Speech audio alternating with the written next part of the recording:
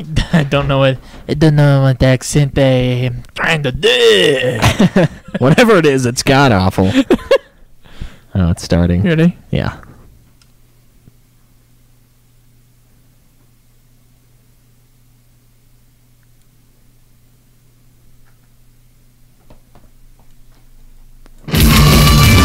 From Provo, Utah. Yeah, This is the Ultimate Final Fantasy Podcast. Yeah, Final With your hosts, Joseph the Goliath and Caleb Schwein. This is Ultimate Final Fantasy.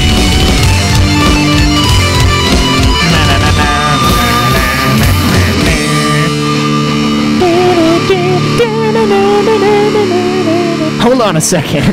Wow! No one understands your reference when you say that. No, probably nobody. Oh man. Well, I think there's like 5,000 people that have watched that video. All right.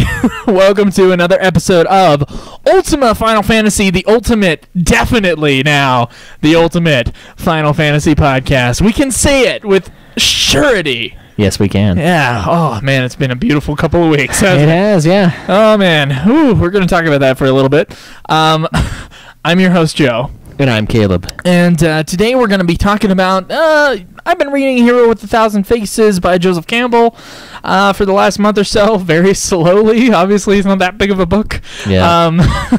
And I was looking up some Final Fantasy XIV lore in preparation for like a Final Fantasy XIV episode we're going to have soon, where we go back and watch all the cutscenes from the original 14 game.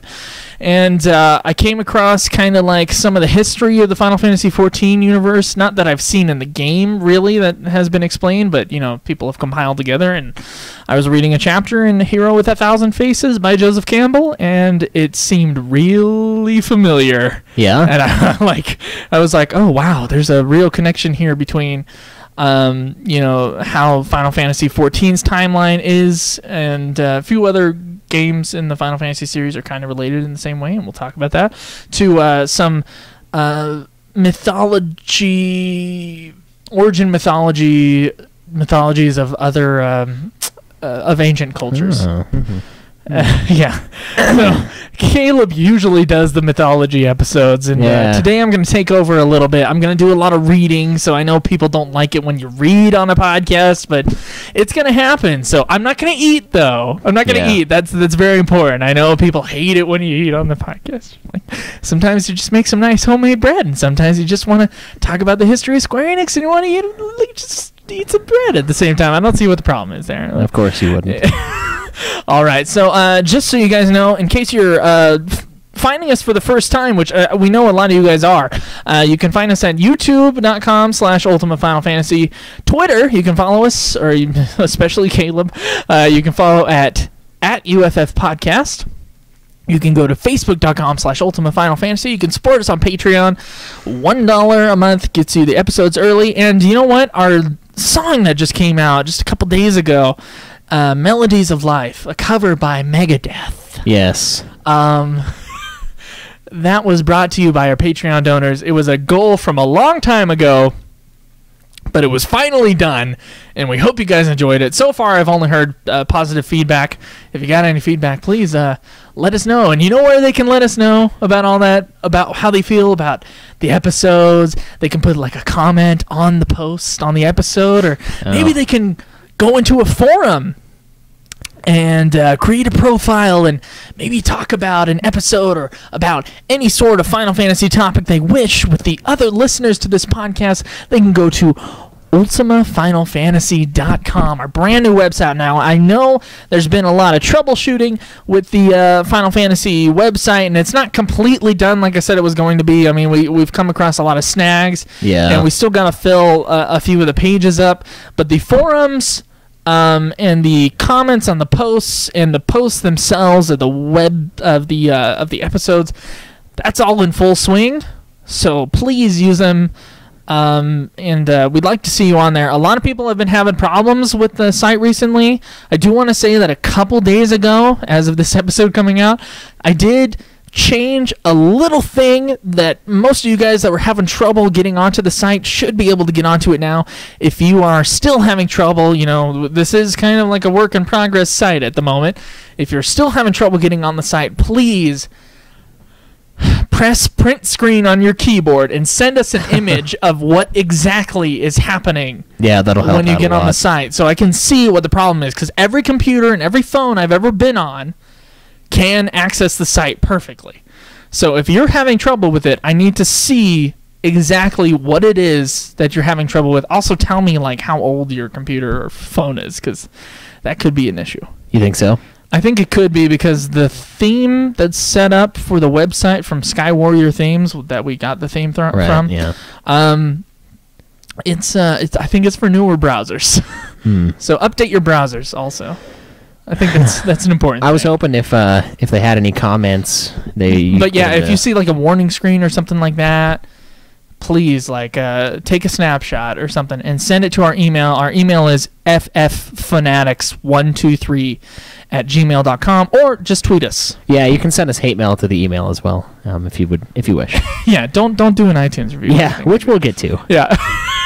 We will definitely get to that. Also, Twitch, you can see our episodes live on Saturday. Now, we are starting a bit late, so sorry for all those people who, once you hear this on Monday, sorry for you guys who waited around for a couple hours on Saturday and we didn't show up. I had a film shoot I had to go to this morning, so we're starting the episode a little bit late today, but of course, we would never miss an episode ever. Truly, they already know, though, because I was already on until like 3.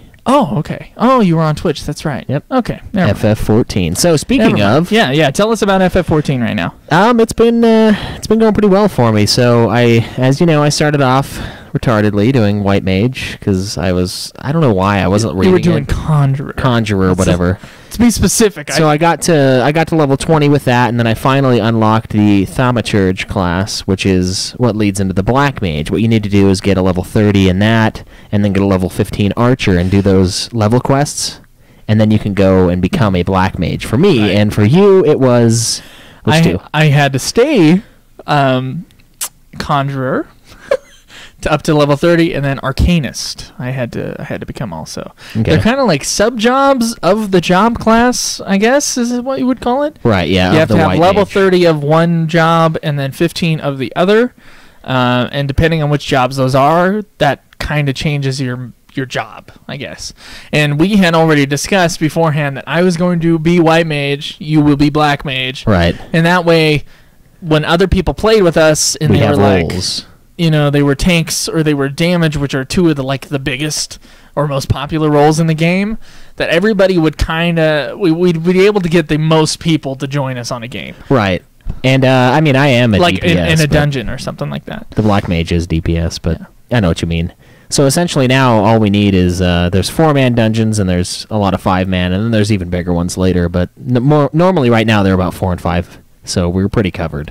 It's really nice. We got a lot of people that jump on at various times, so it's going pretty well. And yeah, so I just barely, as of this morning, I got level 30 with my Thaumaturge and 15 with my Archer, so I have to do the level 30 quest. I tried it and I was just kind of rushing through it, and I didn't do certain things that I should have done, like kill the ads. You're actually going to have 2 quests. One quest will be the level 30 quest for that sub job, and then the other quest will be the quest that gets you the job. Yeah, I know. And I have to do the level 31 for that. I didn't know that. I got to level 30 and level 15 on both my classes, and I was like, what the crap?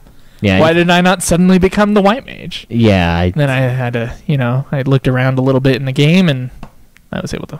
Yeah, so I need to do 2 more quests, and I can go Black Mage. So it's pretty awesome. And other than that, I've just been plowing through the story quests.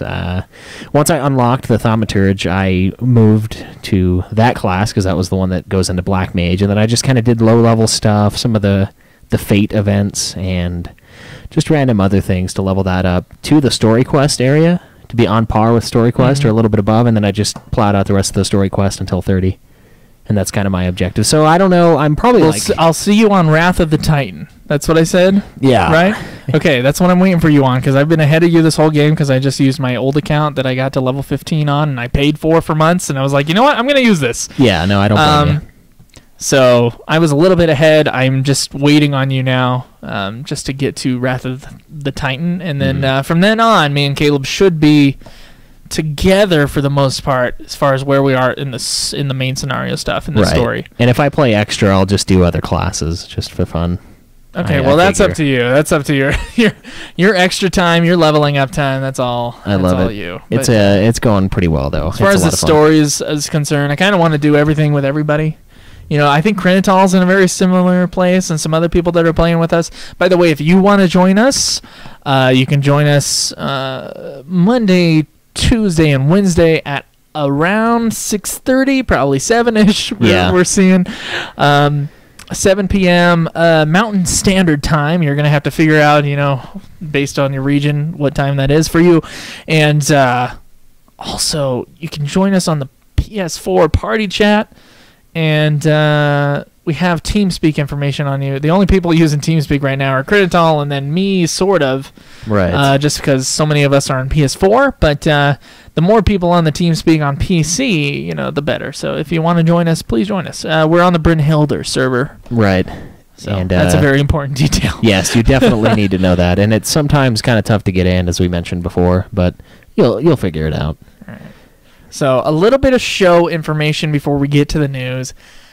We have had a very large boost since we interviewed a Nero of Limit Break Radio. Now, his episodes came out, and they were pretty much on par with the other episodes that we were having as far as, like, how many downloads we were getting per day. Right. And so we were like, okay, you know, pretty successful. You know, but hopefully, once he mentions us on the show, we'll get some more people from Limit Break Radio. And it seemed like we got a little bump.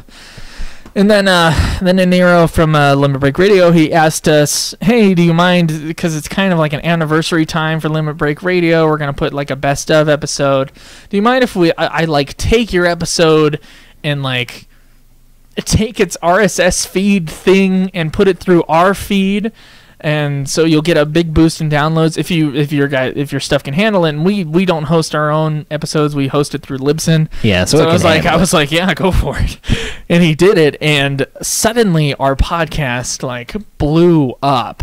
Yeah, it was good as stuff. far as where we are in iTunes and like how many downloads we're getting per day. It's not just the Aniro episodes anymore. I feel like we got a good boost from the Aniro episodes, and that's what brought us into like the top 200 video game podcasts on iTunes.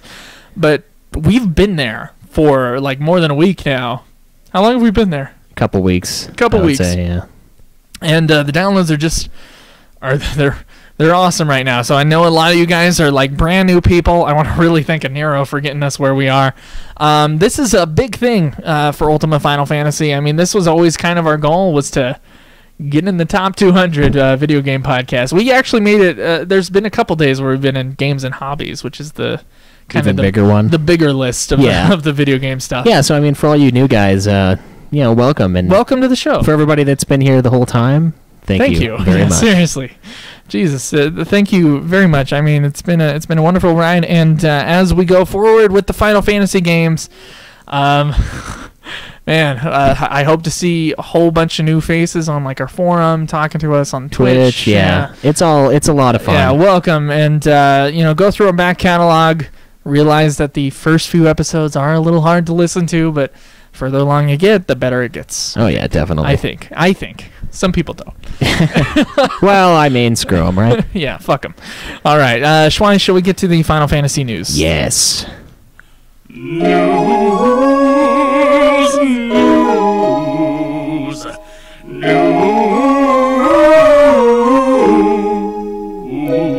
All right, so since it's been a few weeks, we do have a little bit of news. Not quite as much as I was expecting, but they did dump a shitload of it on us.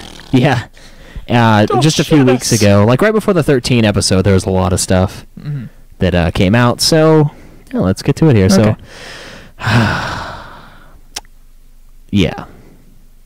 Okay. Get to know the fierce female warrior from Final Fantasy VII writer's next RPG. So the writer of Final Fantasy VII, Nojima, yes. Nojima. Yep. Okay. He made a game called Zodiac or Canon Odyssey. Is that what I'm looking at here? Yep, and it's going to be nearing a release. Mobile game. It is, but it's going to be coming to PS4 and Vita afterwards. But it's initially going to be released on the iOS. And yeah. Yeah, so check that out. I guess if you're a big fan of Kazushige Nojima, now I do believe he's a little bit iffy as far as like what Final Fantasies he's been a big part of.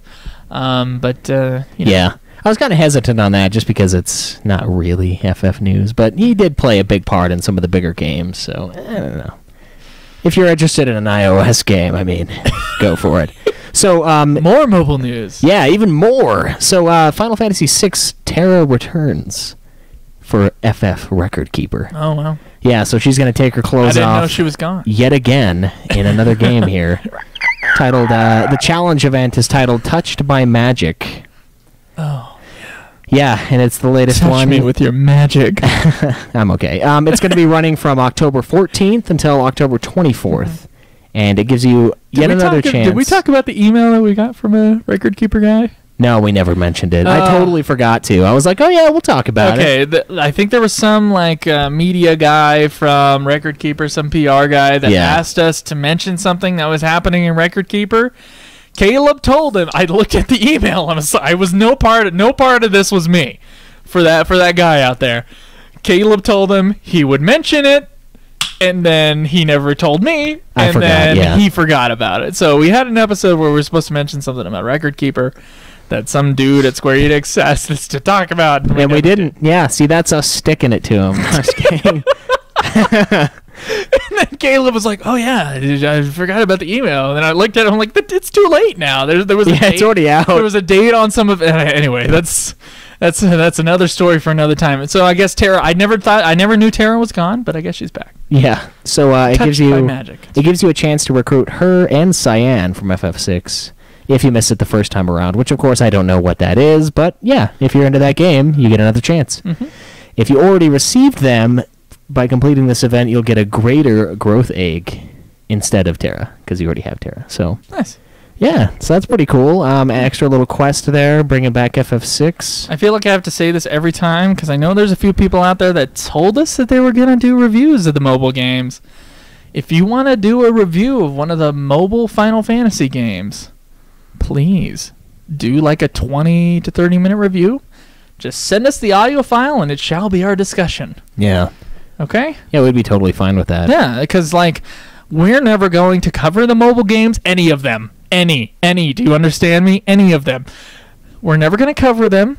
So if you guys want to have an episode of Ultima Final Fantasy having to do with one of the mobile games being reviewed, one of you guys can give us a little segment, and of course that'll be our official review episode. Not reviewed by us, of course, but reviewed by you guys, which I think would be a cool thing. So. Yeah, we'll have to add something like the opinions, blah, blah, blah, do not necessarily represent the opinions of Ultima Final Fantasy. Yeah, that's true. Some bullshit radio thing. So another thing that I thought was really weird, especially with all this mobile stuff that Square Enix has been doing recently, they filed a trademark for Shinra Game System in Europe. And so Shinra Technologies is apparently a subsidiary of Square Enix on cloud gaming. And this trademark, according to this article, might suggest that Square Enix is readying a stationary device to support its upcoming cloud gaming services. Hopefully it'll give us all of the Square Enix games that were ever released. In other countries and stuff. Yeah, that'd be sweet. That would be really awesome. That's not going to happen, but it's something I dream of. That would be. But because I said it, Kotaku will pick it up and then put it as fact out there. Yeah, no shit. Sorry for you Kotaku lovers out there, but that site sucks. It definitely can. So another mobile game, as always, Brave Exvius launched on October 22nd in Japan. Oh, yeah. So happy for them. Yep. We don't get it. It looks interesting. There's Terra with the freaking Magitech armor. It looks like an old school Final Fantasy game. I think we talked about it a little bit before. We did, yeah. I don't know. I like the old school stuff, but we'll still not play it. So this is another thing that's kind of weird. They Did we get a release date for Dissidia Arcade? Yes, in Japan. It's going to be coming out on November 26th. And it's launching in Japanese arcades, which is a weird thing We to talked me. about it. We had a whole episode. We on this, did. I We think. talked about it, but it's weird to me that arcades are still a thing. Like around here, there's No, they're an dead. arcade. Well, they exist. You They- can go to like something called Nickelcade, where like Yeah, but it's all old stuff. I don't know if they have any new arcade games that people are like, oh, I want to the program. newest one is probably that Terminator Salvation arcade game. Yeah, Yeah. that's not that new, but I guess it's not that long ago. It's not crazy, but I don't know, kind of the old school feel. I mean, yeah, I guess the arcade market kind of blows in the yeah. US. So I mean, I like arcades. at least and where stuff, we're but, at, you know, it could be it's- different in your area. Yeah. So Lightning Returns is going to be released Shocking. for PC, slated for December. Shocking. Nice. So Shocking. Nice little Christmas present. Well, they said they were going to release all three, so Yeah, they did. I honestly thought it was already out. Did you really? I did. Wow. Obviously, I did not buy it on the PC. Well, no. I mean, we have it on PS3. Why would you buy it on PC when you can get the trophies? I mean, come on. Yeah, well, if the PS3 ever craps out, Does the yeah, but the trophies are online. It's linked to your account. that doesn't matter. I'm not going to buy another PS3. You're just going to be done. Yeah, I think so. You'll just buy. I it mean, on how many Steam? other PS3 games do we have to go through? Not very many. No. Just Well, no, Kingdom Hearts. just the 13 sequels and Kingdom the Hearts. Kingdom Hearts HDs. That's like a million games, though. I mean, it's 2 discs, but it's like a million Kingdom Hearts games. It's like 6 Kingdom Hearts games. Yes, I know. So, yeah, anyway, speaking of FF14 as well, this is something I started to notice. They have a Halloween event, and they do this with major holidays. I know they, who was it? Roxo was saying something they decorate for Christmas. Mm-hmm. But if you notice, the world has jack-o'-lanterns and ghosts and all this stuff hanging up everywhere. I just thought it was normal. Yeah. Well, it is Yeah. kind of all we know, but no, they just barely threw it up a few Okay. days ago. And there's an event that's also been released, and this is called the what was it? All Saints Wake. That's what it is. Children, what is that thing? Children prepare. Oh, let's do this. Ooh, okay. Children prepare for a night. Oh fuck, it's not working. God damn it. You asshole. Sorry, ooh, there it is. Children prepare for a night of costumed capers. But will the dark bring tasty treats or terrible tricks? There you go. Sorry, I didn't have the reverb on you. No, you only on didn't. me. So yeah, this is it's a special little investigation quest. You can actually pick this up at the Adventurers Guild in Old Gridania, and it's located at X10Y8. And I walk It's past in the that middle of Old Gridania. all the time. Yeah, next it to is. the event place. and the little Moogle station. yeah. So yeah, that's really cool, and I really like it when games do this for their backgrounds. Like League of Legends does it all the time, where they add snow or they add the jack-o'-lanterns, and it just kind of spices up the game a little bit. Makes you know that they're actually putting some pretty solid work into keeping it looking pretty good. And of course, there are new items as well. You've got the witch outfit, which has the hat, the coat, the gloves, and the thigh boots. I want you to know that it's called a coatee. Well, by the yeah, way. cote. The witch's coatee. And then I've also seen Dr. Roxo flying around on his witch's broom Nice. with his extremely hot character. I will put that out there. and Doctor. And yeah, so it's a lot of fun, and it looks really cool. So Dr. Roxo is the guy we play with. It's not the character from, what was it, Metalocalypse? Metalocalypse, yeah. He's an actual person. Well, Well, sort of, yeah. there's a person behind the character in Yeah. both cases. This is really hard to say. Yeah. Now, only a few people will understand. So, in light of all the FF7 remake and all of this stuff, apparently Square, as we've mentioned, they're going to continue remaking existing IPs. Yeah, because the Final Fantasy VII remake has been such a huge success. Oh, wait! Hasn't come out yet, and they don't even know. Yep. And they want to give longtime fans the ability to play the game on the latest console and with the latest technology. So They I should think do they that are- anyway, but I don't think they should change the games. We've had this conversation. I know. Whatever. They're- I can't stop the future. No, you can't. You can't stop progress, Joe, no matter how hard you try. Is it really progress, though? No, I don't really care. I don't even know. Hmm. So, and then another little bit of 14 news. They've got there's some new dungeons, new stuff, pretty much new everything coming out Patch for 3.1. Yeah, the patch 3.1. Okay. Yeah, new shit. New shit for patch 3.1. Yeah, we can't even touch it, so Go to Limit Break Radio for more patch news. Yeah, no shit. I feel like talking about this would not make any sense. Oh man, there's a quest called Why So Serious, but it's SIRIUS. Oh wow, that's pretty awesome. Yeah, all sorts of new gear, new flying mounts. Yeah, you already said that. Cool shit. Yeah. And then of course. Okay, we always save the FF15 news for last. It's you know true. why? Because it's the most important. It is. I mean, the 14 stuff is pretty awesome, but it is. And now that we're playing the game, it kind of like makes sense more. Like what's going on. Well, we're not spitting out news where we're like, what is this? I don't even know what it is. Yeah. But I guess if you care, here's the news. Except for the 3.1 news that we just discussed existing that we won't talk about because we don't know. But yeah, I've noticed a lot of that where I'm going through 14 and I'm like, oh, this is really cool. And I'm like, oh, wait, I remember talking about this like a year ago. Or they're doing this and this now. And I'm like, I like that. So I've found a few cases of that, but it's all in the past. So apparently we have an explanation as to why everyone's dressed in black for Final Fantasy 15. Because it's cool. Yeah, I don't think that's exactly what he said. So here's what Tabata said. The clothing worn by the 4 main characters is the official battle gear of the Kingdom of Lucius.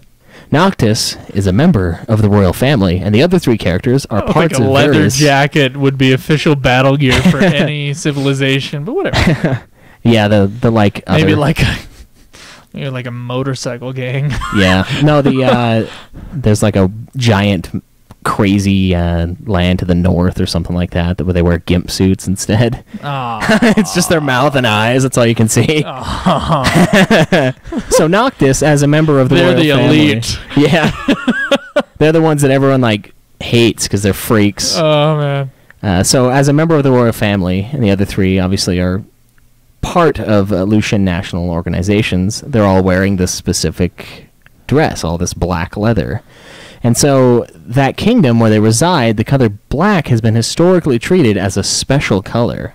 And because of this, the attire of the royal family and those in occupations closely tied to them are unified by having black as a base coloring. Even though it's not really a color, but whatever. This sounds like bullshit. Yeah, it does. This is what happened. Okay, you're gonna hear this explanation from Tabata, and this is really what happened. It was 06. There was some dude who drew the 4 characters all in black, and they said, okay, that's cool. Now let's make up an explanation for it. So this part of the lore is the reason why the outfits of all 4 main characters are black. Bullshit. For the finished game, they also intended on having their clothing have effects in battle and not just being part of the world and its background. So watch out for that. That might be cool. Yeah, I'm not sure. Can't even begin to think of what that means, but yeah, so I mean, it's still expected to be released 2016, and really looking forward to that when it happens. Although I will say, I still think it's just I don't know, man, like the emo phase, the like all black of 06, 07-ish. That's what this game is. That's why they're wearing black. It's because that was big. They kept the same designs. They did, yeah. They didn't want to change that because why would you? You've already got the artwork done. I mean, yeah, I think it looks fine. Yeah, it doesn't bug me. I'm just saying that's why it's that way. Yeah, I'm not gonna believe some bullshit thing about. Well, the color black symbolizes power in the year 1000, like it has always symbolized. Yeah. Right. I don't know about that. It's slimming. No. It's a special armor. Okay, and it tells everybody that they're part of this civilization. Like, yeah, that sounds. Does that mean that the other kingdoms, like, they don't wear black? Like, they had to wear like their colors? Yeah. What do they wear when they mourn? There's like one white? guy that's in like all red. Well, I mean, it would depend on the civilization whether or not they see a color a certain way. I think actually. Yeah, I could see that. But I don't know. We'll see what happens. I feel like it'd be easy to deceive people in battle if they had color codes. Like, just wear black and they won't shoot us. They're in black too, and then we'll kill them from behind. There you go. It's going to be like the red coats coming down the hill, though. It's like, well, easy targets. Yeah. Like, oh, they've even got the little cross thing on them. Yeah. That's where you aim. Yeah. See that part where his jacket's open? Right there. Right there. All right, Schweiss. We're going to be talking about this Joseph Campbell now? We're going to be talking about one of his theories, I guess you would call it, and how it kind of has to do with some Final Fantasy lore. So, Ooh, tasty. shall we get to that? Yeah, let's talk about it. But first, we get to you guys. Okay, who's on the Twitch? We got a few here. I am way too blind to see that, so let's pull this in. Yes. And Max. And there we are. Okay. Saw the popularity of their most recent FF13s were through the roof. They were pretty awesome. Yep. What game are we moving on to now? Dude, we're still in 14. Mr. Richard, you overestimate us by done. 10 times. Well, Mr. Richard, you would see that... Actually, here, we're actually going to have... I'm going to spoil some of the podcast for you. The question from us to you this week has to do with what game we play next. I'm going to add my 2 cents into that, too. We'll see how that goes. I have 2 cents also. Yeah? I might even have 3. Oh, I've got $51 You know what? left. I have conflicted cents. Hello, Mortada. This Welcome. wouldn't be a question if I didn't have conflicted cents. Oh, good, you make it. Welcome, Critical. Hello, you guys. Hello, 2 guys in a small room with bad mics. Fuck you. I'm going to follow you just off the chance that you become internet famous and I can say I was one of the first 500 to watch them. You're not. They would be in the first couple thousand. Yeah. Maybe not to watch us, but listen to us. And these are not bad mics. No, they're pretty awesome mics. They might be coming through like they're shit on... really fucking loud on the Twitch end. Yeah, but I don't really care about Yes. that necessarily. We're mostly a podcast. We're just throwing this up for everybody else. Roxo equals meta, lol. Final Fantasy Mafia, lol. Tabata hype train is derailing. FF3 clothing gives different abilities. 13.3. Oh, 13.3. Hey guys, hey. Bloods vs. Crips, hi. Chrono Trigger. No FF2 extra dungeon. How are you? We're good. They're saying they want us to do those things. Okay. The FF2 thing has been decided. We should talk about that at the end of the episode, don't you think? Yeah, we should. Okay. Hopefully we remember to talk about it. Okay. Can we take a 5-minute break? Can you, pause the broadcast? No, I'd have to stop it. Okay. Don't worry about it then. You and your breaks. We'll power through. Oh, I just drank a lot of soda. Well, we don't have a whole ton of space left anyway. Yes, So. yes. It's time to read some Joseph Campbell. Yes. I have actually quite a bit of passages I have to go through in this thing. Let me make sure I got my FF14 stuff pulled up.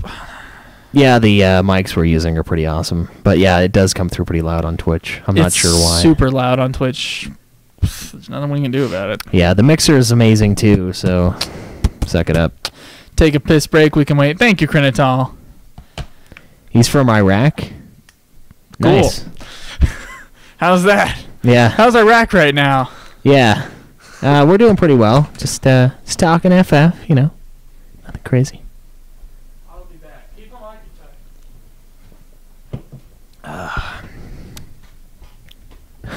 From the swamps.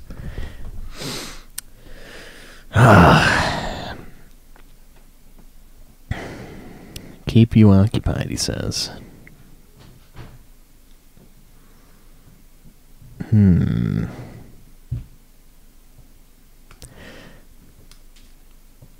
I don't know. What do you guys think we should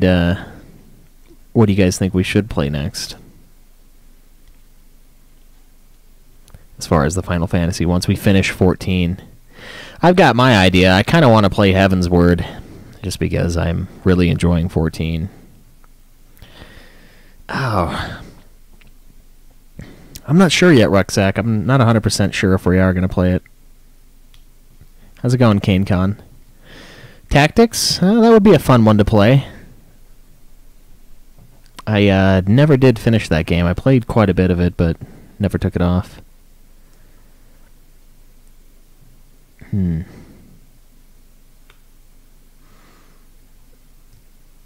Krinital's Team Caleb for Heaven's Word. That's good. That's very good.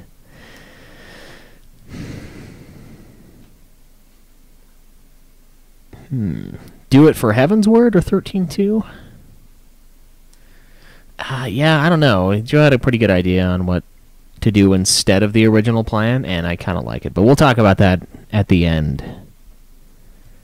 And we'll ask you for your opinions. Yeah, we'll ask you guys what you think we should do, and then maybe we'll listen. If not, then whatever. We'll do whatever we want, but we will definitely take your input. Yeah. Okay. Let's go. You ready? Yeah, I'm ready. All right, Caleb, do you know who Joseph Campbell is? Sure. Sure? Okay. Who is he? He was a guy who studied a lot of mythology. He was a college professor, and he wrote a lot of books about ancient stories, ancient mythological figures, and kind of from around the world. And he was famous for showing the populace, especially people like George Lucas, and he had a series on PBS called The Power of Myth. He was famous for showing that, all of these mythologies that we all know of, they're all a lot of them share a lot of similarities. Right. So you've heard of things like the hero's journey. That was kind of spelled out in The Hero with 1,000 Faces, which is Joseph Campbell's first book. And now someone can probably go through a Final Fantasy game and say, okay, this is how the hero's journey applies to Final Fantasy. I'm sure someone has already done it on the internet, and we can go into that at some point if we want to. But I was reading this book. I read it in high school, and I just felt like reading it again.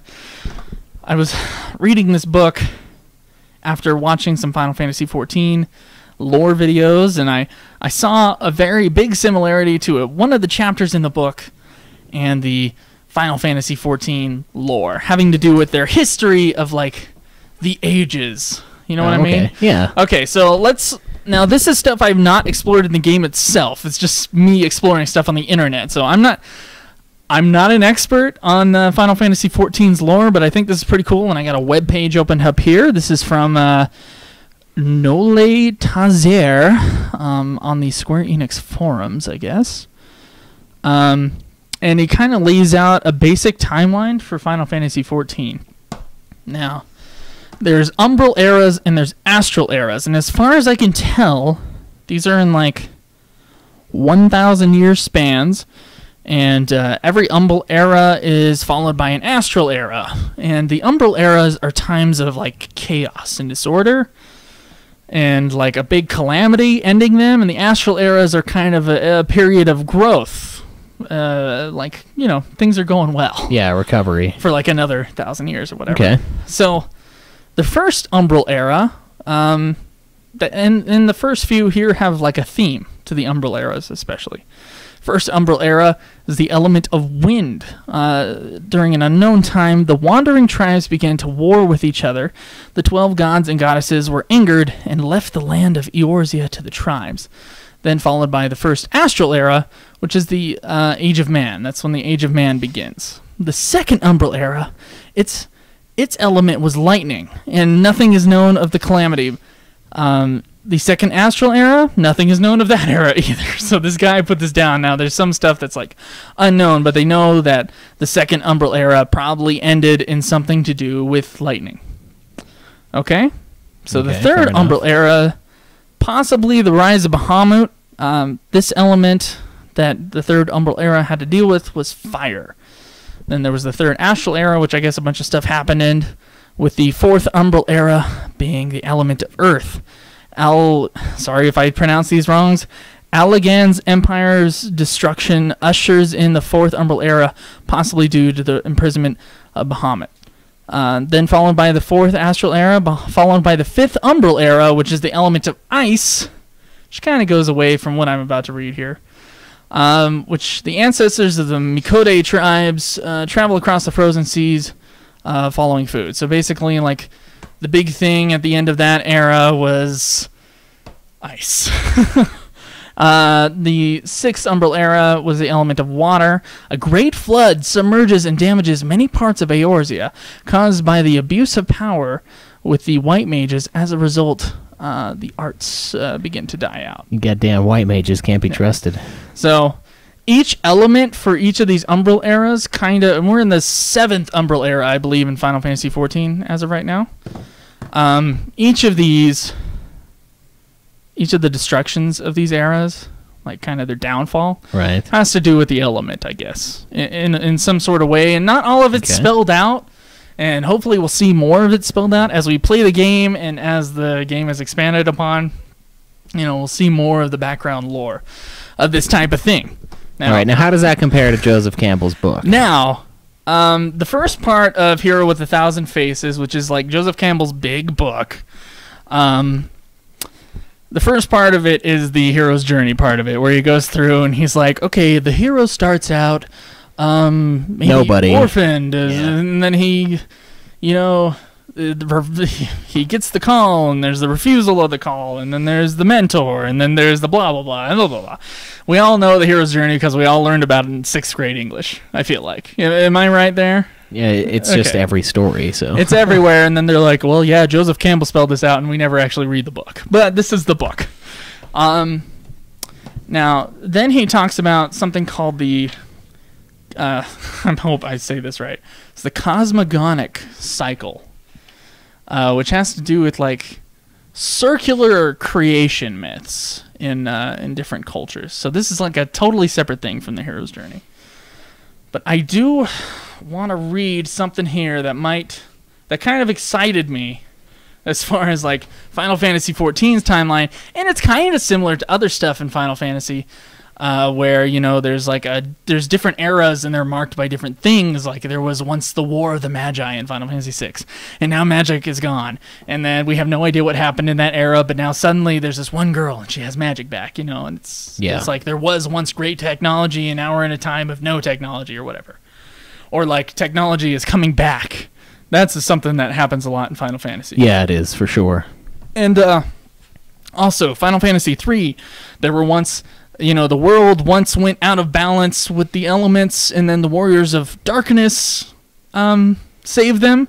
And then, of course, you play Final Fantasy III now, and it's the Warriors of Light, right, saving the, you know, the different elements, and the elements going out also, as being they're the calamity, the calamity stopping or destroying the world. You know what I mean? Like the crystals breaking, and then that element starts going haywire or stops completely. Yep. Depending on which Final Fantasy game you play. The first 5 Final Fantasies, that's all it has to deal with. So I want you to hear this.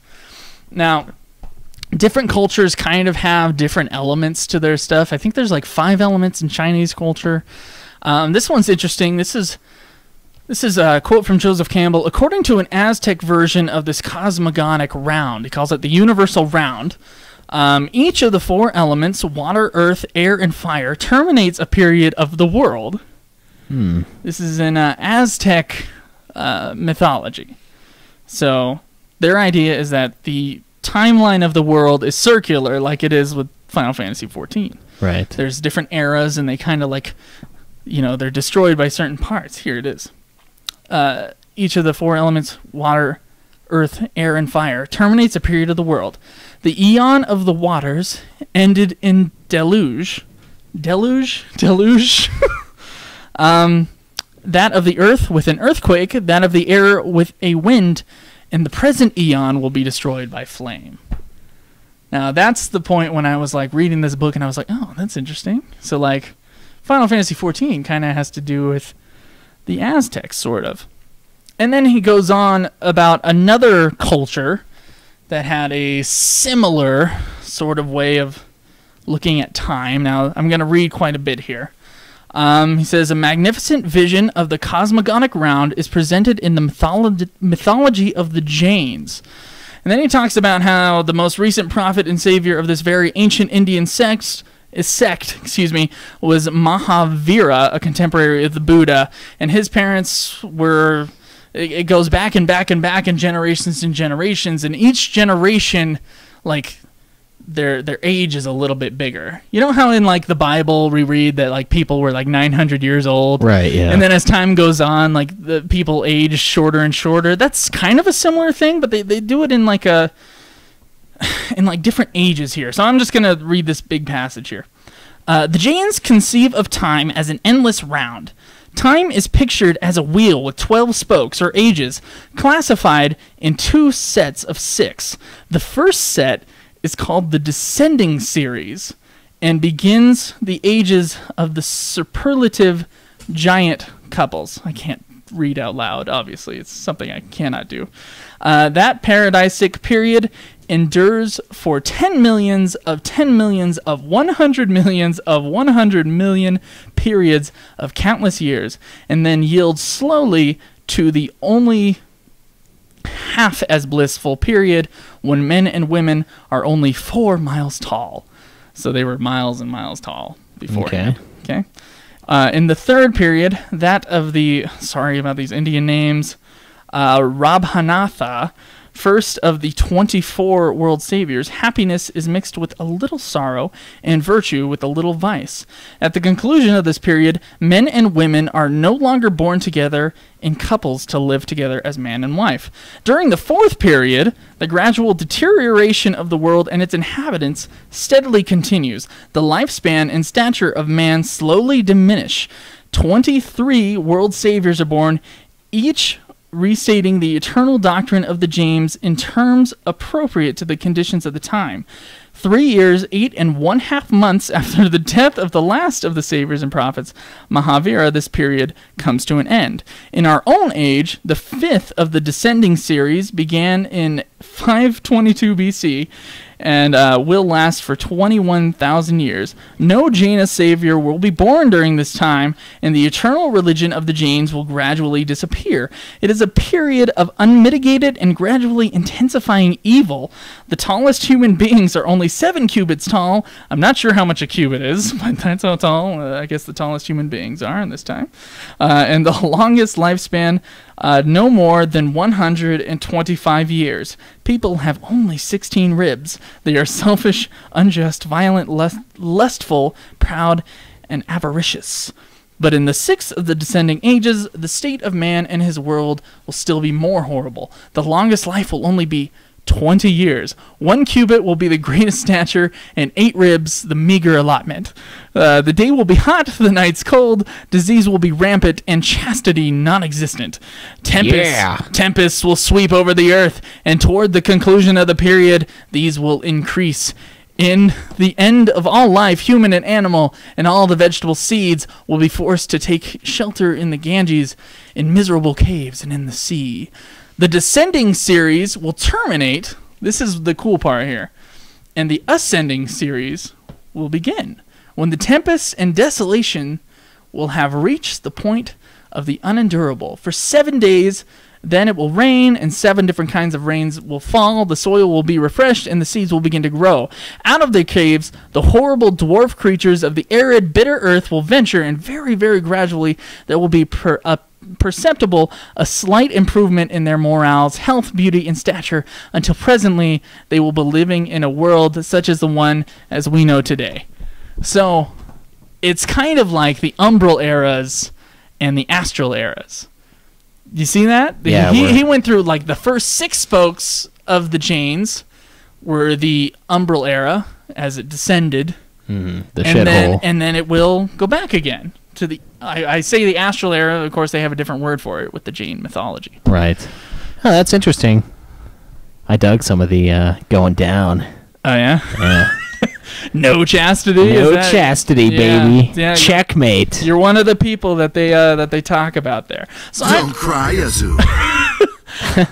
I thought that was really something else, that there was that kind of connection, that they obviously were looking into that when they were looking into Final Fantasy XIV's mythology, especially on how to recreate the world and call it the same story as they do in Final Fantasy XIV to A Realm Reborn. Although I don't think it actually changes Umbral eras. I think it's the same Umbral era, but I have to check that out later, and someone can probably correct me on that upon what that is.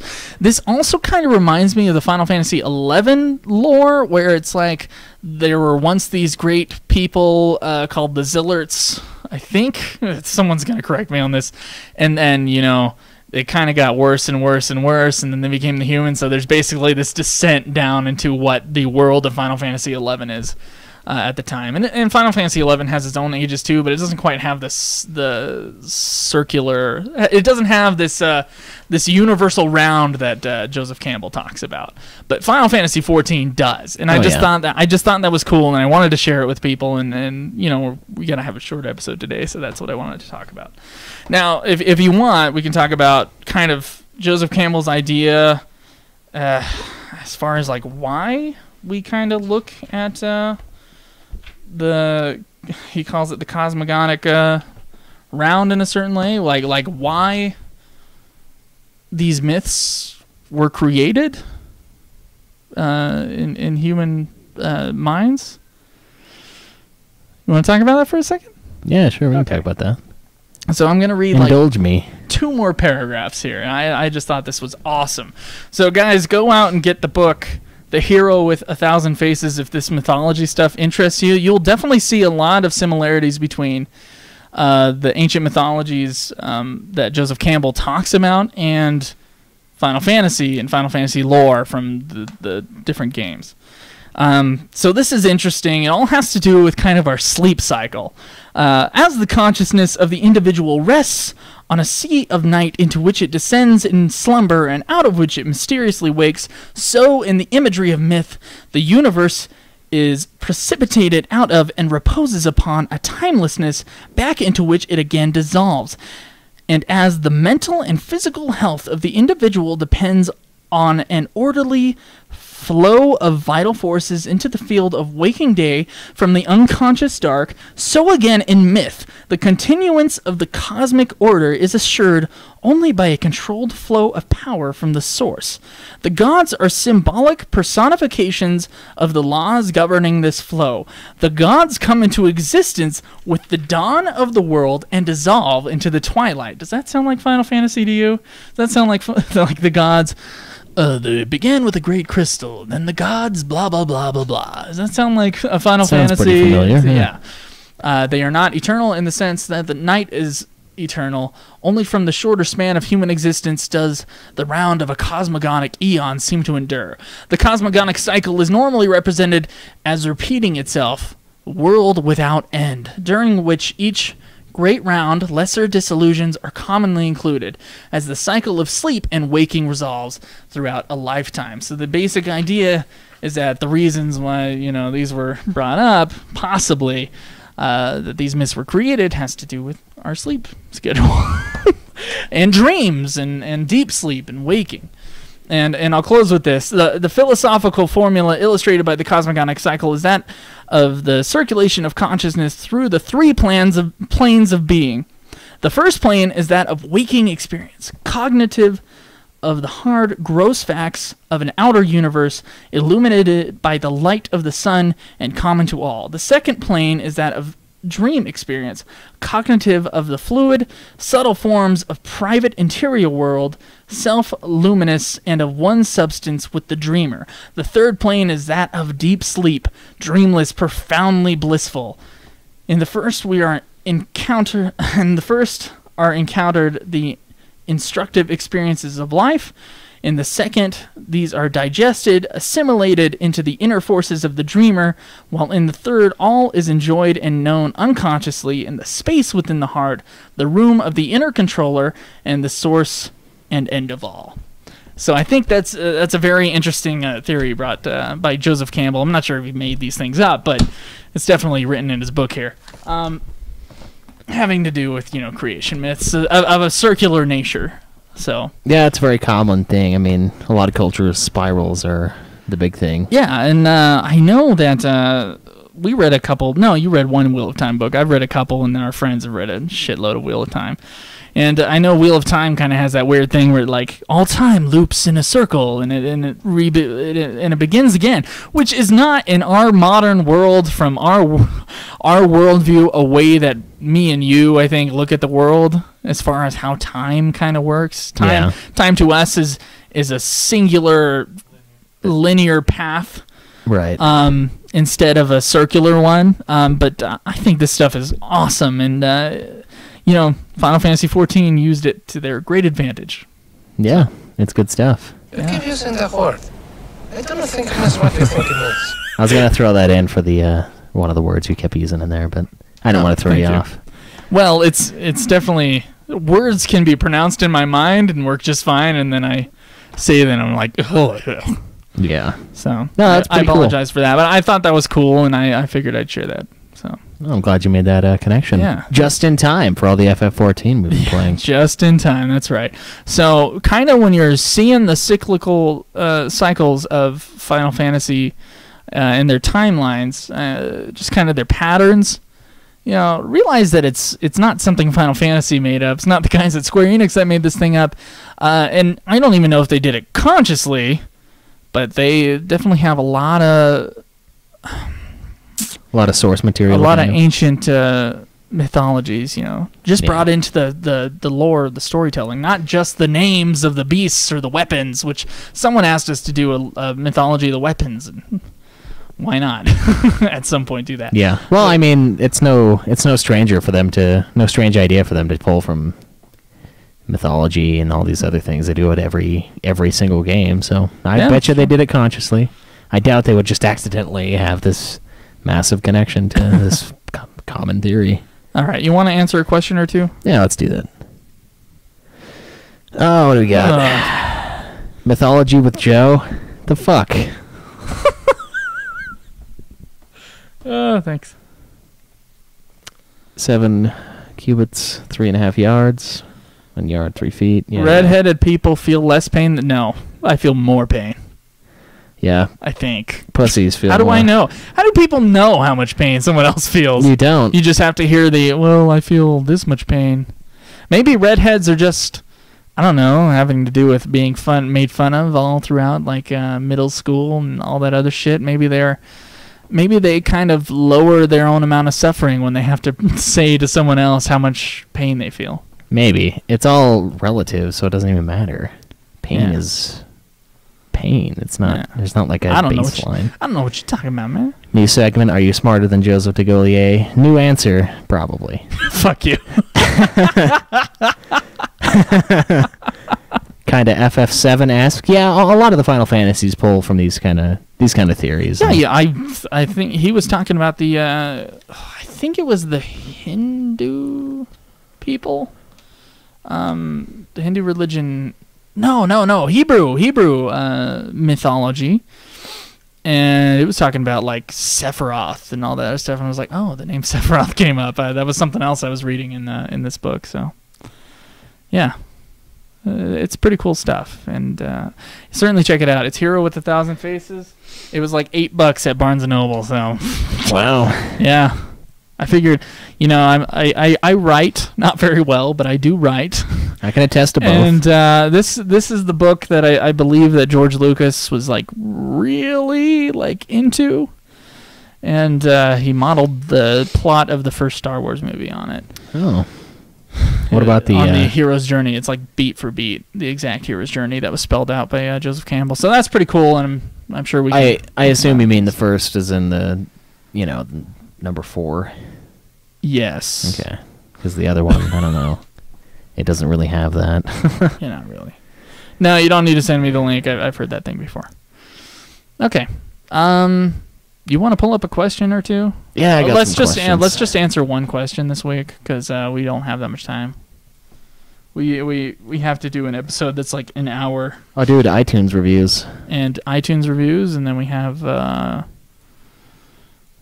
question from us to you, which I already asked on the forum, so it's not like I'm going to ask a question on the forum and it not be there. Yeah. So. Why not? Yeah. Oh, fuck. Of course. Dude, I had it up, I thought. Check and see if you got other Chrome tabs. Look at this. Look at this guy. Oh, go fuck yourself. Oh, man.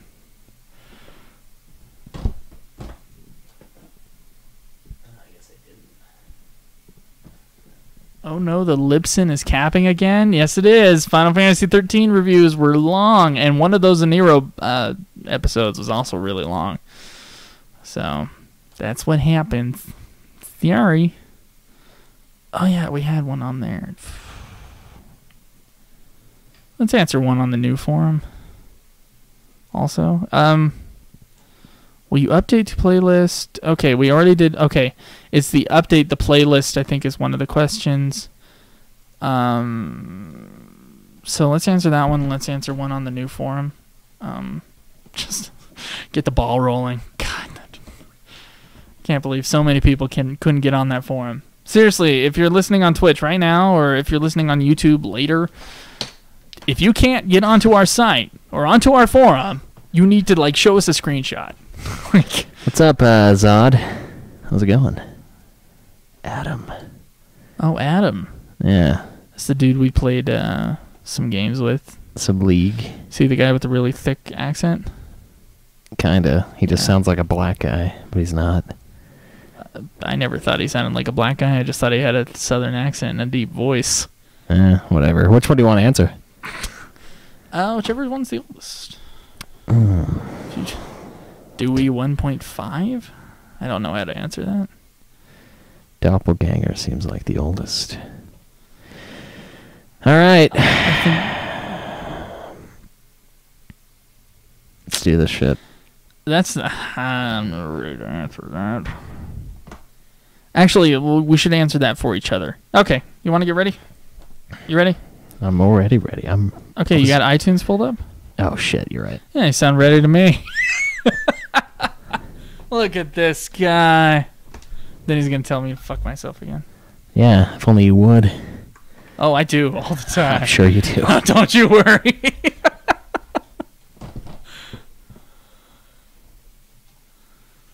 Put Final Fantasy in their search bar. And then, there we are. Yeah, nice and high. Yeah. Nice and high. Oh, did we get a new one? Did I we don't get know. a new one? There's 73 and there's 62. Yeah, we got a new one. So we got 3 this week in the U.S. Yay. I think we got one in Canada also. We gotta wait on that. You want to wait on that one? Dude, Okay. we'll wait. All right. Oh. Let's start this shit. You ready for this one? Did we do that before? We didn't, did we? Oh, fuck. No, we haven't. We'll talk about it. All right. We'll talk about it. That's next. Don't you worry. We'll talk about your shame. Yeah, we'll talk about my shame. All right, let's do it. All right, so first up in questions. Stop. What? Do you want me to do the jangle? Yes. Why? You don't want to do any 'Cause post? I want it to be it's supposed to be live anyway, but I knew you didn't have the questions pulled up. Jesus. All right, fine. I know you're rusty. I know it's been a couple weeks. I'm rusty. We're both rusty. What have I done wrong? Just start the thing. Just press the fucking button. Okay.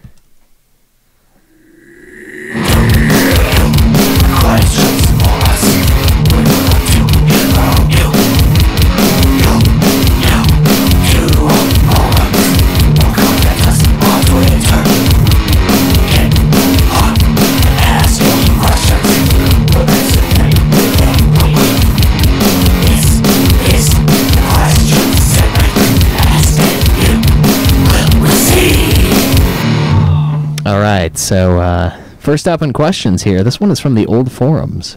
Don't ask questions on the old forums. Yes, please go. If you cannot ask us a question on the new forums, like if there's a problem, try to email us, fffanatics123@gmail.com, or you can call us at our number, 385-204-3921, or you can tweet us. Yes, Don't please do. don't ask any more questions on the old forum. It is really dying. Yeah, it's We have a Getting Fat episode that we have to like look at the old Getting Fat questions that we didn't answer and kind of clear them out. Yeah, But that's that's about the it, only though. reason why the forums are still up today. Yep, so go to the new site and register on there. Yes. So this one's from Amerline on there, and he asks, will you update the 2 playlist? Ooh. He says he is curious if we're going to update the FF game 2 playlist. Like, will we constantly add new FF games to play, like World of Final Fantasy or Final Fantasy Explorers? Or are the games on the previous list the only ones? Okay. He just doesn't remember Joe ever updating the list. We haven't had to, really. And you tried to post it on the old forum, but got an error. Try it again. Well, not this exact question, Amerline. Thank you for the question. Yes, we will update the games. We will never play a mobile, like we said. Mhm. However, if there is a release on anything besides a mobile, like if there's a if there's a console release of any kind, including handheld consoles, we will play it and we will update it. However, the order that they're in is still the order that we're going to play it. So, in other words, if Final Fantasy 15 comes out and we're in the middle of FF11's expansions, we have to stop that. We have to pause, put a pause button on whatever expansion that we finish on, and we go back, play Final Fantasy 15, and then continue with the FF11 expansions, and then on from there. Yeah, we'll throw them on the list, but they'll be where they're supposed to be. Yeah. It's not like 15's release is going to sneak up on us in the night. When Final Fantasy World is going to be one of the last games that we play. Yep. So yeah, we'll update the list when it needs to be, but I don't know. I don't think it's really that pertinent. Plus, we might be making some changes to that I have Final anyway. Fantasy Explorers on there already, and I think I got Kingdom Hearts 3 on there also, as far as like where it is on the list. Right. So it's not like I didn't look forward a little bit, but Final Fantasy World's a new one. We'll see. All right. We'll update it as long as it's not mobile. Yeah, mobile ones. That's mostly what's been Mobile coming out. and free to play. I'm not going to play like a Facebook game or anything like that. Anything in that kind of category, fuck that. Anything in the bullshit category. Yeah, the bullshit category. All right, so we have another one here from the new forums. Yeah, from Sinner here, and she asks. She posted on the questions for the forum, but Gamma thought maybe it would be a good one for the show too. Do either of you feel like you have an FF doppelganger? A character that you look like, or maybe just your characteristic, like your voice or personality, reminds you of yourself. Okay, here's the thing. I don't have enough self reflection. I don't know how to describe this. I can't look at myself very very well and like see myself honestly as for what I am and how a Final Fantasy character might be similar to myself. I think we had a similar question at some point. Maybe. Yeah, I think so. FF doppelganger.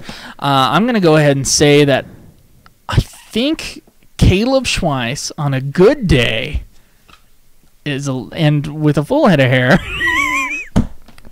it's a little bit like Locke from Final Fantasy VI. He's a good guy. He's there to impress the ladies, and he's got kind of like dirty blonde hair. Yeah. And he can put like a 90s sweatband right there and get his lock on, I think. Okay. Okay. Well, Joe, when he is bald as a cue ball and no longer has hair, will make a grand, I don't know, Yosef, maybe? Or Joseph from 2? No, I don't know. I'm not quite fit enough to be like a monk. Yeah, that guy's fucking ripped. Yeah. I don't know. If I were to make one that's your personality, man, who would I put? I don't know. We had a similar question before, and I'm like, I don't know any Final Fantasy characters that are like me. If you were in any way smooth, I would say Edgar, because you can be funny sometimes. Less funny than everyone else, but when you're in a crowd of pure comedians, it's not fair to say. But at the same time, geez, this is a ridiculous question. Thanks, Sinner, for the question. Yeah, thank you, but I don't know. I don't know who I'd put you as.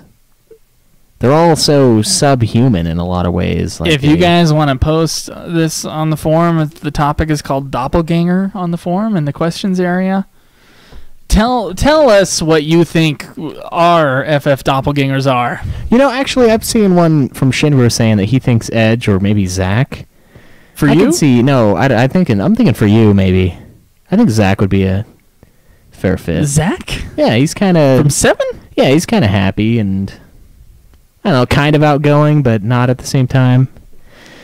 That would work. Okay. Not as awesome as I think you're more of a Sephiroth in this FF7 kind of situation. You think so? Yeah, kind of brooding. You got some like inner turmoil going on. You're always really cocky. Kind of quiet. Yeah, I see a Sephiroth. Got a big long sword. Yeah. You know. Well, I mean, we haven't compared sword sizes, but Jesus. Obviously, girth is much more important.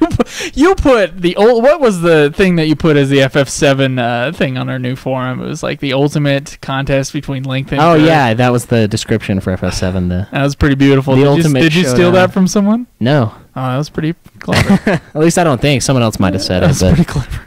Length versus girth. yeah, the ultimate test. That's hilarious.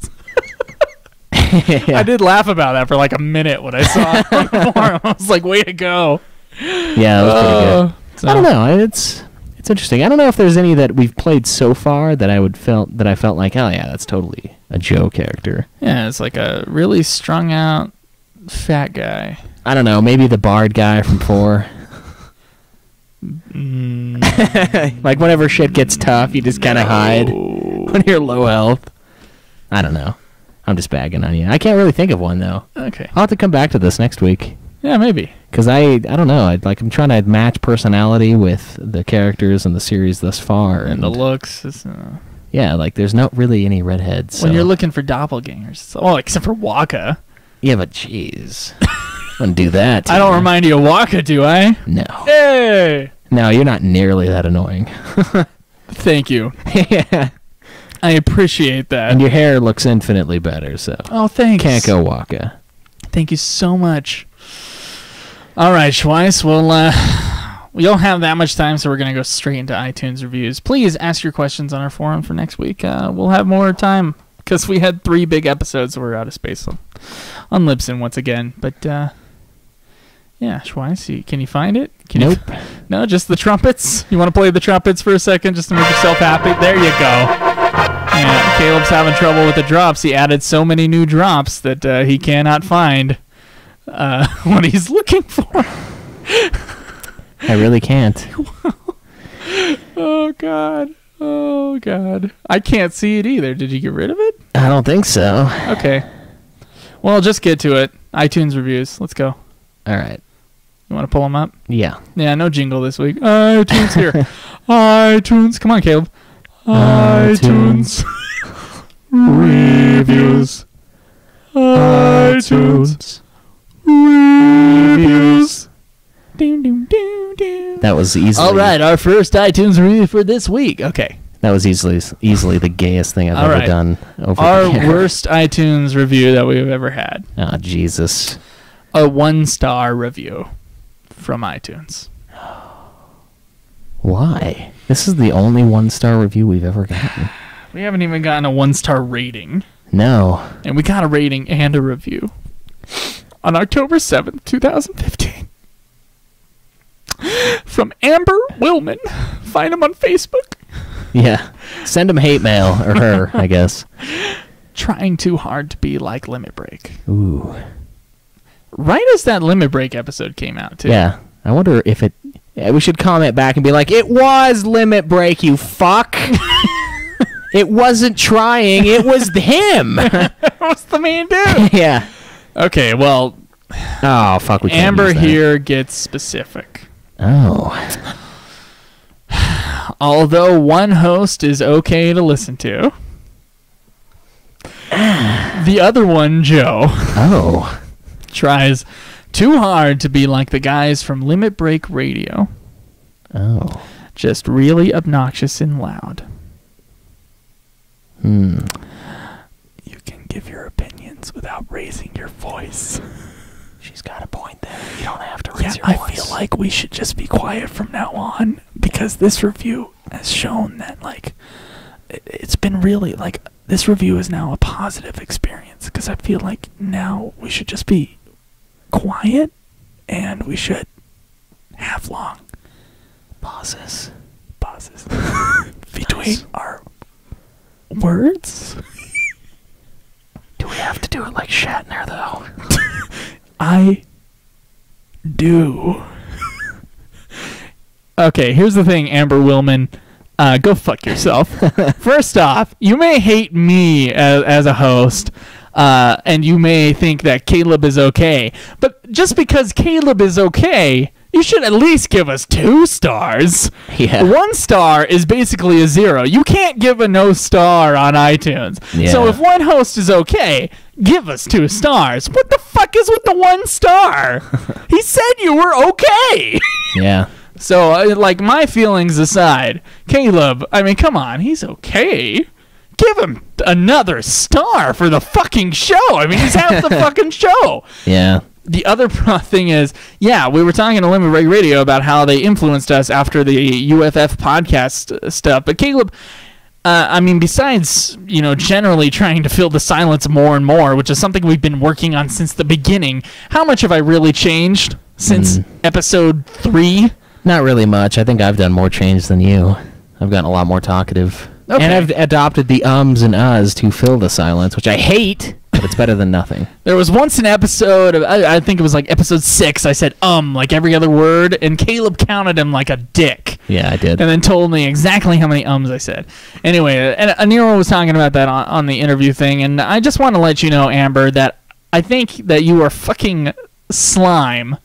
And Jeez. I'm sure you get some kind of sick satisfaction out of trolling the show this way, but you can seriously go fuck yourself, because we are our own unique show. We have taken some stuff from Limit Break Radio, but then again, we've taken I would say the most influential show here, besides Adam Carolla, which kind of got me into podcasts, listening to podcasts. Yeah. The most influential show is Hollywood Babylon. Yeah. The fucking segments, exactly how they're laid out that we have here. Yeah, I fucking stole that from that show. I'd say go retro. fuck yourself. I'd say retro RPG too. Retro RPG Cast is, we ripped the fuck off of them. We're just building on it and making our own thing. That's so, kind of the whole point. Tell you what, Amber, how about you make your own fucking podcast, and you can talk like this the whole time, and you can tell me exactly all the audience reviews for your thing will say fucking boring and monotone. That's what it will say on your fucking 1-star reviews. And I can't wait to review it. Amber Willman, I can't wait. We're looking forward to the Amber Willman show. All right, so we have another one here. Go fuck yourself. We have another one here from Wolfpack 27278. Caleb is okay. That's an extra star right there. I know, it should be. This one is a 5-star review titled "Awesome Show." Thank you, Wolfpack. Yeah, I got to Much appreciated. Recover from the pounding that the last one gave us. This podcast is a must-listen for anyone that enjoys the Final Fantasy Not series. Amber Willman. In fact, I assume that Amber Willman does not enjoy the Final Fantasy series. Probably not. We got a lot of Final Fantasy talk on this show. Obnoxious and loud or not. Yeah. Yeah. Sometimes there are early shows where we hardly talk. Yeah, it's true. Might as well listen to those, right? Give us an extra star for the old shows, right? You fuck. It's fun and informative. This is the podcast I listen to when I work in the lab. When the work in the lab becomes suckish, which is all the time. Keep up the great work. Thank you, Wolfpack. I really appreciate that. Yeah. Yeah. Yes. And then we have another one here. Our last review of the day. We have some from other territories that we'll look at maybe next time. Yeah, we'll catch them next time.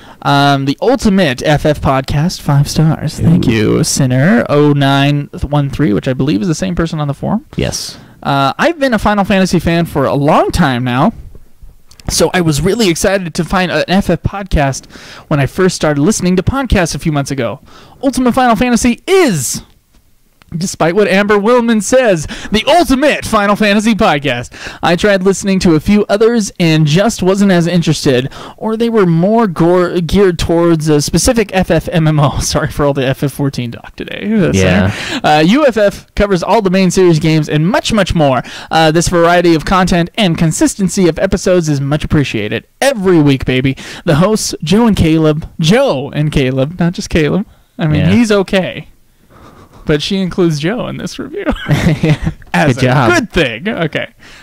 Put a lot of effort into this podcast, and it shows. They are knowledgeable, funny, and I love their genuine interaction with each other. I feel like I'm in a conversation with some old friends when I listen to them. Thanks for all your hard work, Joe and Caleb.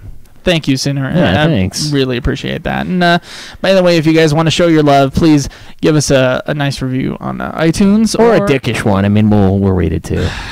Don't. Joe will just be butthurt the rest of the episode. It's okay. Luckily, there's enough people giving us 5-star reviews that the average hasn't gone down at all, which is something I was afraid of. I was like, no, come on. We don't want the other Final Fantasies kind of review kind of amount, like the 3-star, 3.5-star. Yeah, that'd be rough. That'd be suckish. But seriously, thank you guys for leaving your reviews. It really helps the show out. I think we're not getting as many downloads as some of the people in iTunes that maybe are ranking below us right now, and I think it's the reviews that are really helping us push forward. And hearing your reviews, I mean, like hearing your reviews, your comments, and seeing the forum posts and the tweets and the Facebook comments, those are all things that really help us keep going on the show. So I want to thank you guys for all the work that you've put into that. So yeah, thanks. the community aspect is what makes it fun. Thanks. What makes it worth fuck coming back Amber to. Willman. That's what I say. So. Wow. All right, Caleb. Can you at least find the jingle for questions from us to you? There it is, number 20. Got it.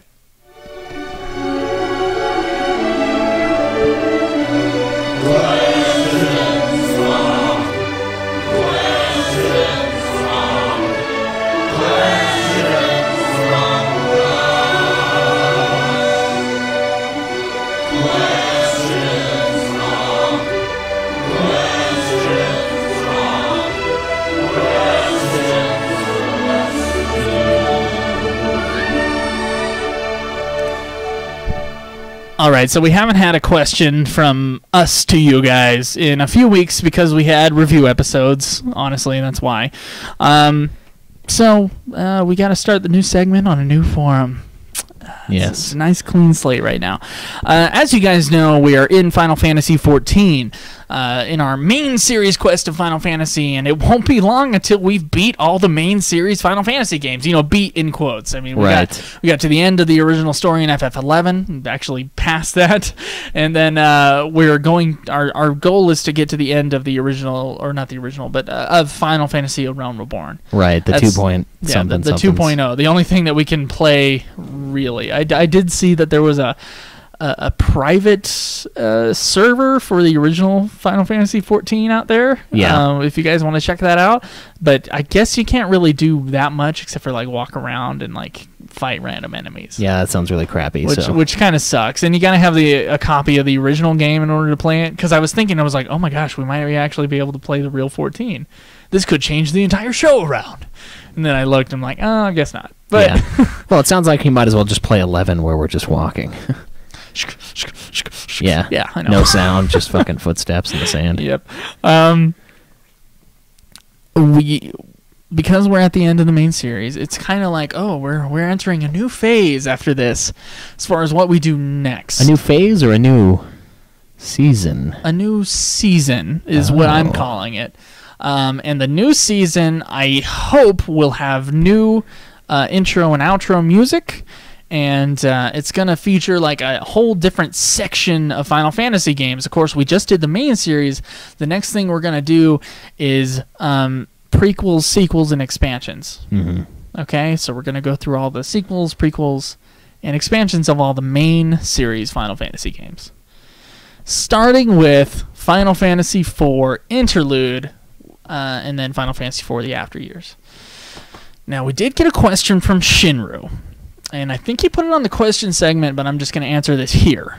There's an extra kind of storyline in Final Fantasy II that is unlocked in certain versions of Final Fantasy II, which is called Final Fantasy II... Shit, I forgot the name of it. Do you remember the name of it? No, I don't remember. Can't remember the name of it right now, but that's not the point. There is an extra quest in Final Fantasy II. I guess it takes 3 of your characters from the original game, puts them in a new quest line that's like 6 hours long. And he said, it's a sequel to FF2, and I had to talk with Caleb about this. Like, does it really count as a sequel or as an extra thing? And we finally... decided upon whether or not we would play this extra thing in FF2 as a sequel or not. And Caleb, what's the damage here? We're not playing it. We're not playing it. It's just an extra dungeon, really. It's an extra quest. Yeah, in Final Fantasy II. It's not a standalone game. Not that Interlude is a standalone game either, but it kind of is because you can just like pick up that version of FF4 and then click on Final Fantasy Interlude and then play Interlude. Right. I don't have to play through the original quest of Final Fantasy II or of Final Fantasy IV, and then it takes my characters from Final Fantasy IV and puts them into Interlude using all the information from that thing.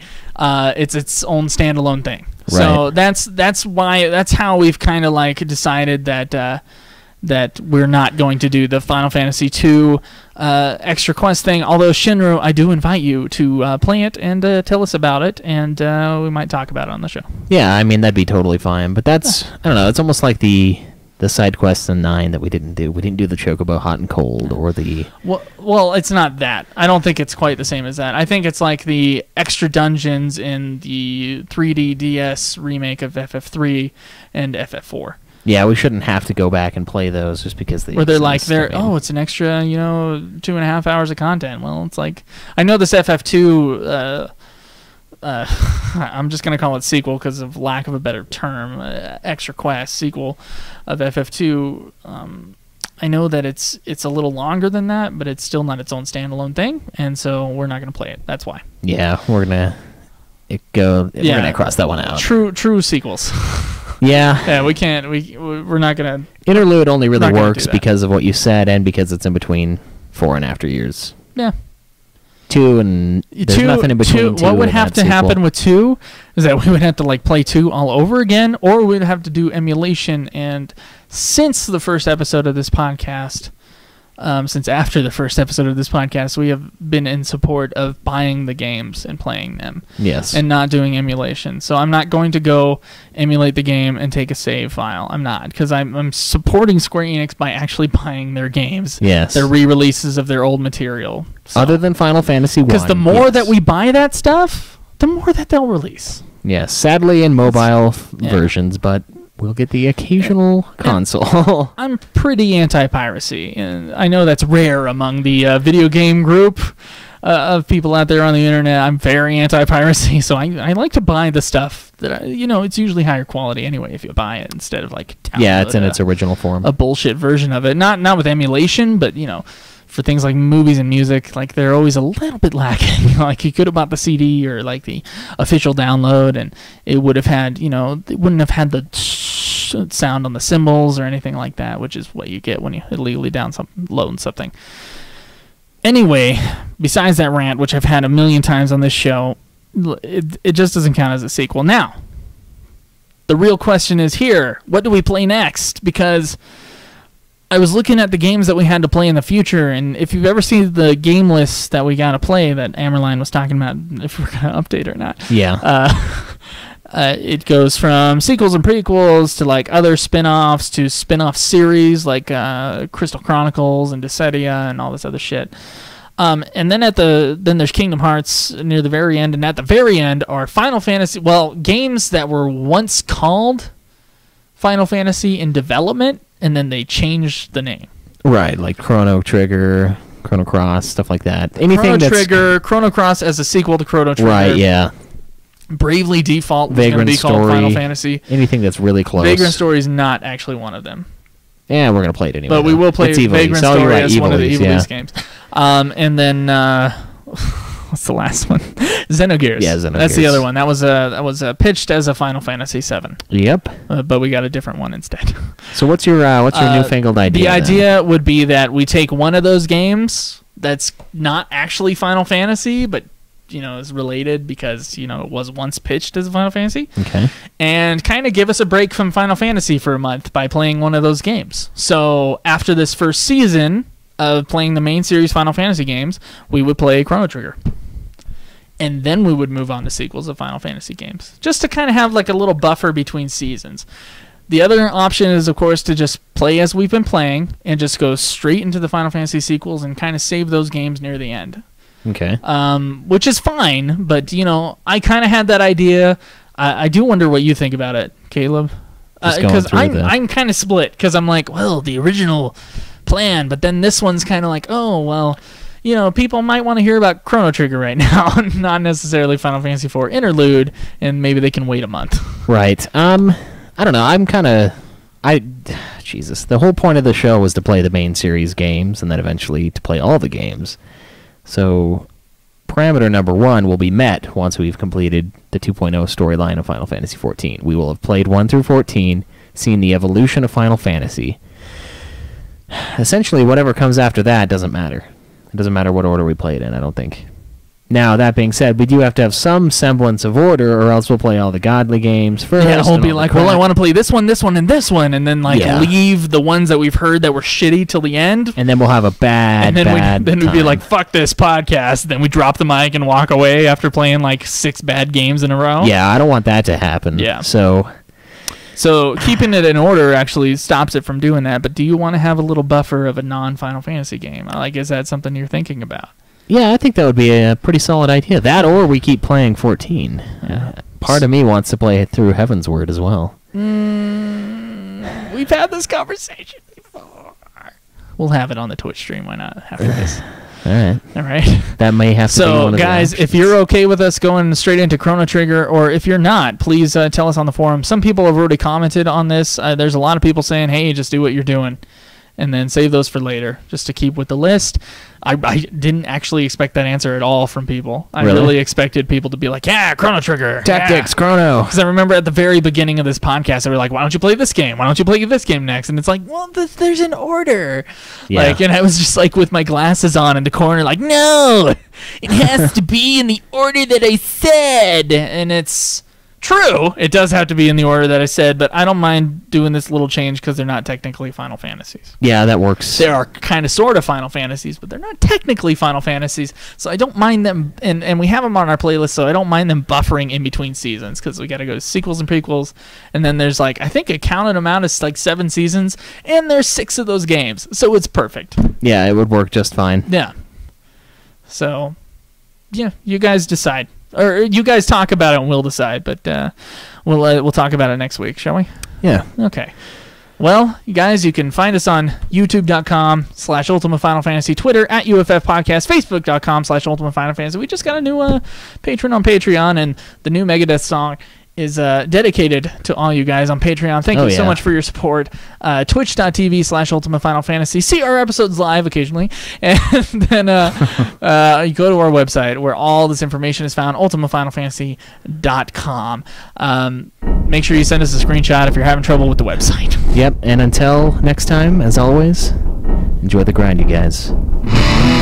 This has been another production of Ultima Final Fantasy, the Ultimate Final Fantasy Podcast. The show was produced by Joseph DeGaulier and Caleb Schweiss, with music and editing by Joseph DeGaulier, parodies and clips from their respective authors, of course. You can get all of our episodes as well as our Let's Plays at ultimafinalfantasy.com. You can also contact us on Twitter @UFF Podcast, as well as our contact page on our website. Be sure to subscribe and review our podcast. Your reviews may get read on the show, and look forward to the next episode of Ultima Final Fantasy, the Ultimate Final Fantasy Podcast.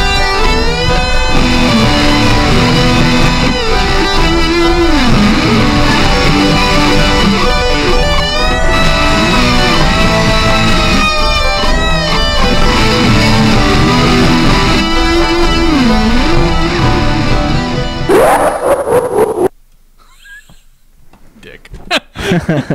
I almost cut that off. All right, what do we got? Okay. Oh, Amber can go suck a dick. Oh. Where is this? Caleb's Palthier. Haha. Yeah, maybe. Power back in the hands of man. What does that mean? Caleb looks like Sid from FF7 if he wears a flight jacket and a cig in his mouth. You know what? I see that. His personality is not like him at all, but yeah, I do see that.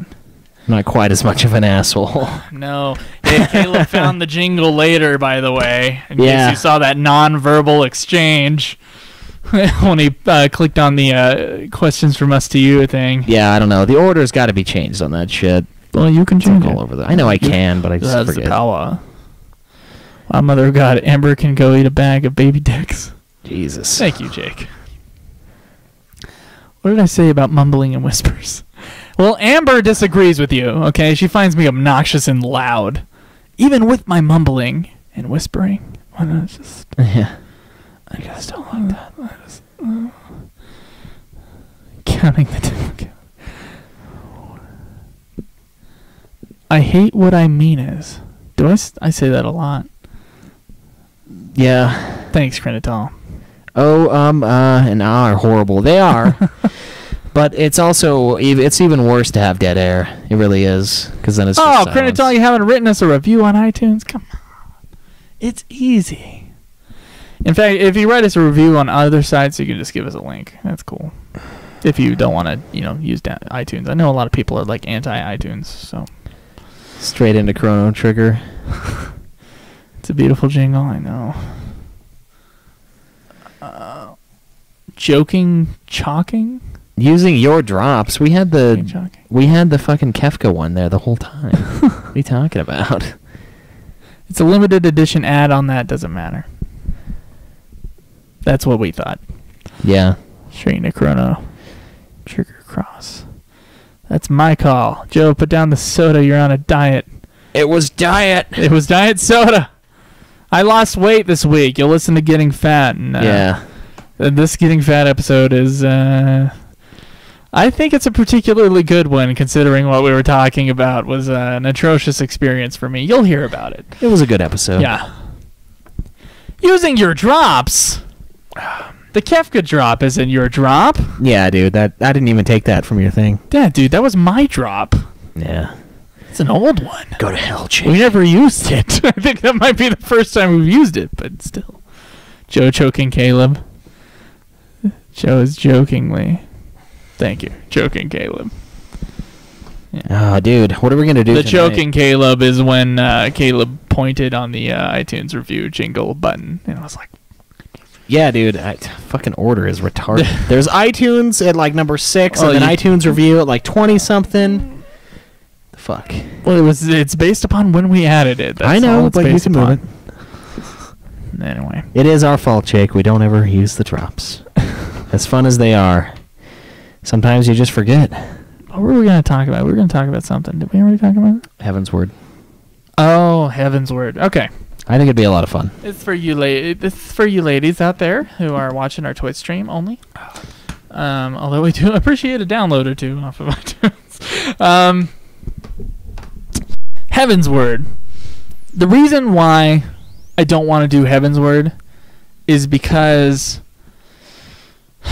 First off, it's according to what we've heard from our other players on there that it takes just as long to go through Heaven's Word as it does through FF14, which means that we're playing FF14 for 4 months, which I feel like one, our listeners are not going to be happy with us playing FF14 for 4 months because I think most of our listeners are kind of like old school RPG listeners and they kind of want to hear about the other games quicker than every 4 months.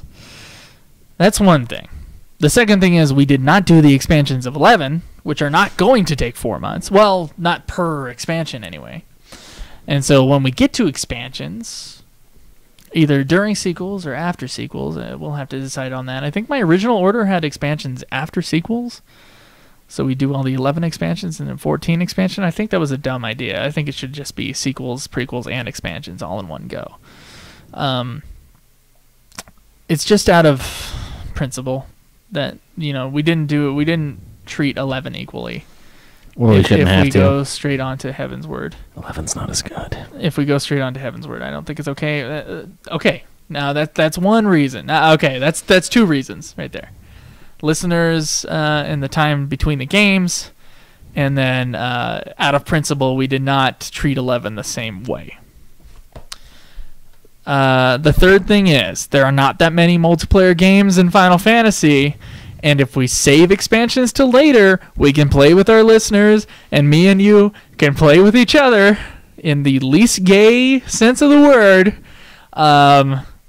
These Final Fantasy games together, which is a rare opportunity, and that spreads it out more so that we have something to look forward to, not just hours and hours of playing games forever and ever on our own. We can say, okay, in a few months we'll be able to play FF11's expansions, and then do a lot of sequels after that, because there's 12 sequels, 13 sequels, 10 sequels, or not 10 sequels, and then we play Heaven's Word as its own separate thing.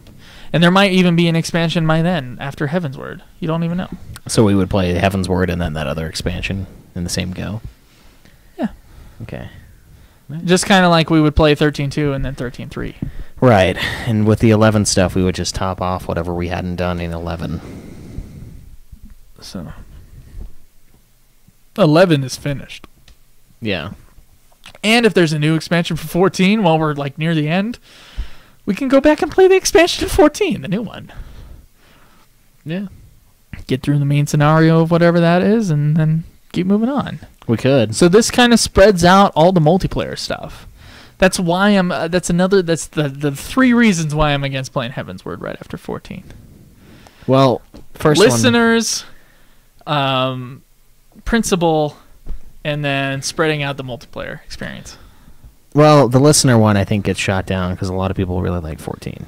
A lot of people do really like 14, and I know a lot of our new listeners are 14 players. Well, now, not necessarily even the new ones. There's a lot of the older ones that are. But the other 2 are pretty solid, so I don't know. We'll see.